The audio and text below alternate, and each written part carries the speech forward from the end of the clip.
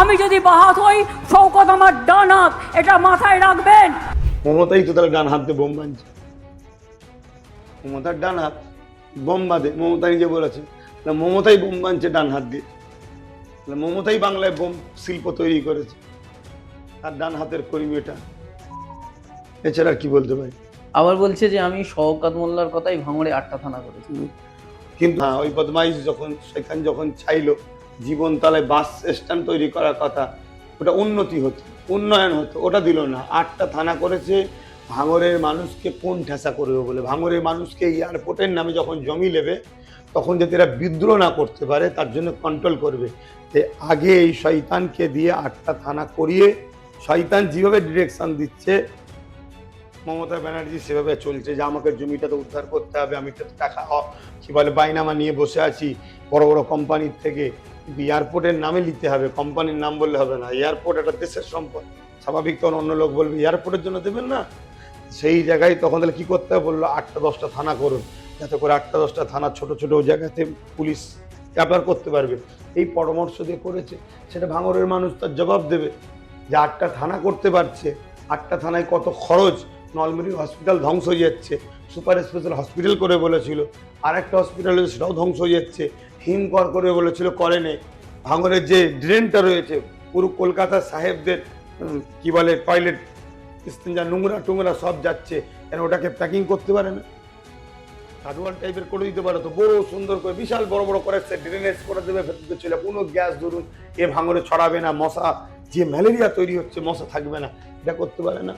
8টা থানায় খরচ নেই, আর 8টা থানা করে শুধুমাত্র ভাঙড়বাসীকে মানে জব্দ করবে, এটা হচ্ছে ওই শয়তানের প্ল্যান। মমতা বন্দ্যোপাধ্যায় তো বললেন যে আমি এখানে ভাঙড়ে ইসলামিয়া হসপিটাল বানাবো। ইসলামিয়া নামটা না, ইসলামী হসপিটাল বানায় বলে না, ইসলামিয়া হসপিটাল এটাকে করবে বলে নতুন করে খবর পাঠিয়েছে। এটা 26-এ একটা ভোটটা লিবার জন্য টনিক দেওয়া হলো। টনিকটা দেখুন ইসলামিয়া।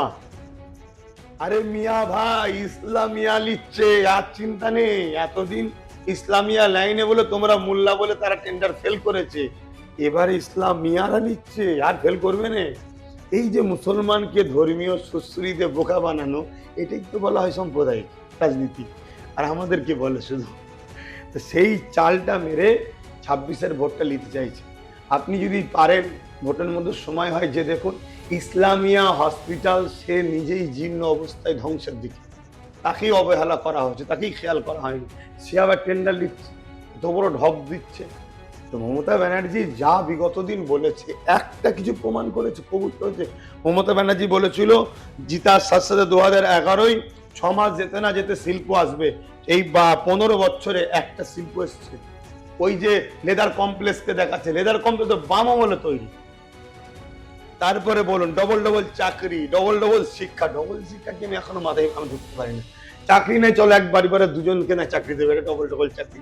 সে তো হয়নি। পুরপুরাই উন্নয়ন কি বলে রেল হবে, তারপরে 10,000 মাদ্রাসা হবে, আলিয়া মাদ্রাসা ইউনিভার্সিটি, মাদ্রাসা শব্দটা থাকবে। আর কি বলেন না, একটা কোনো কাজ করেছে? ভাঙড়ের লিয়ে কত প্রতিশ্রুতি দিয়েছিল, আবার নতুন করে দিচ্ছে। একটা কথা নওশাদ সিদ্দিকী বারবার বলে বেরিয়েছেন যে এবার আমরা ডবল ডিজিট নিয়ে আমরা বিধানসভায় যাচ্ছি। এটা আমি সহমত, সেই জায়গায় আছে। আজকের দিন কিন্তু সেই জায়গাতে ভালো পরিস্থিতি আছে, ডবল সংখ্যাতেই যাবার মানে 10-এর অধিক সংখ্যা নিয়ে জায়গা হয়ে আছে। একটা বিষয় আমরা দেখলাম যে কিন্তু রুখছি নির্বাচন কমিশনের উপর নির্ভর করছে। নির্বাচন কমিশনে যদি সংবিধানকে মান্যতা দেয় আর পক্ষপাতিত্ব যদি করে ফেলে, কেন আমরা দেখছি কিছু কিছু জায়গাতে একটু পক্ষপাতিত্ব পাওয়া যাচ্ছে। যেখানে বিজেপির চান্স বেশি সেখানটা খুব কড়াকড়ি করছে, আর যেখানটা বিজেপির চান্স নেই সেই জায়গাটায় টিএমসিকে একটু সুযোগ করে দিচ্ছে। এরকম একটা পক্ষপাতিত্ব কিছু কিছু জায়গা থেকে খবর আসছে। মানে আপনি বলছেন যে বিজেপি তৃণমূল সেটিং এ নির্বাচন কমিশন অনেকটা নির্বাচন কমিশনের সে মানুষ একটা সমস্যা। দেশের প্রাইম মিনিস্টার ইচ্ছা না থাকলেও তার হুকুমকে একটু তো মান্যতা দিতে হবে। আর নাই বলুন 18 তারিখে মমতা আসবে 1 নম্বর বুলাকে ভাঙড়ে, আর আমার অনেক আগে থেকে একটা দুয়ার মাহফিল ছিল 2 নম্বরে কোলের হাটের ওখানে, বললো সিএম আসছে, হবে না। কেন সিএম আসছে বলে কি আমি ধর্ম করতে পারবো না?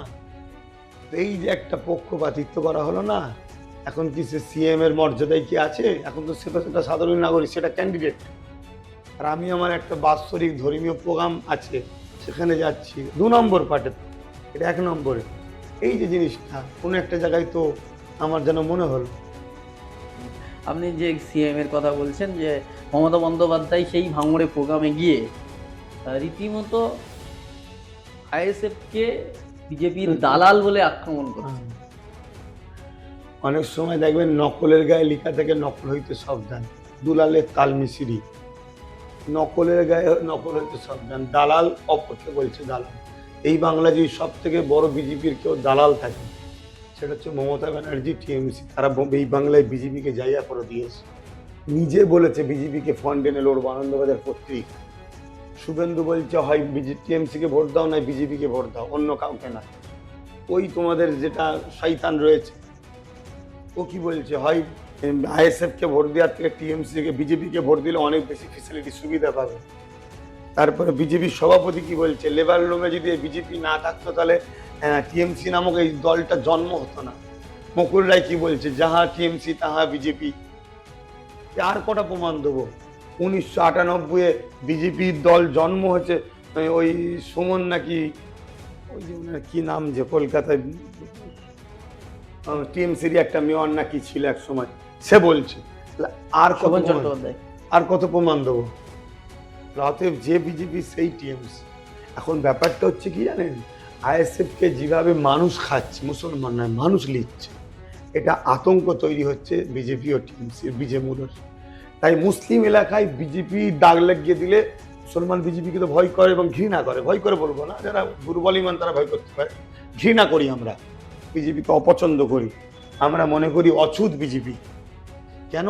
তার যা রীতিনীতি কর্মকাণ্ড, এটা পুরো দেশ ও দেশবাসীর জন্য ক্ষতির। সেই জায়গায় যদি বিজেপি দাগ লাগিয়ে দেয় আইএসএফ এর গায়ে, তাহলে সুবিধা হবে। কথা বুঝে আসছে? সেই জন্যই মেসেজগুলো দেয়।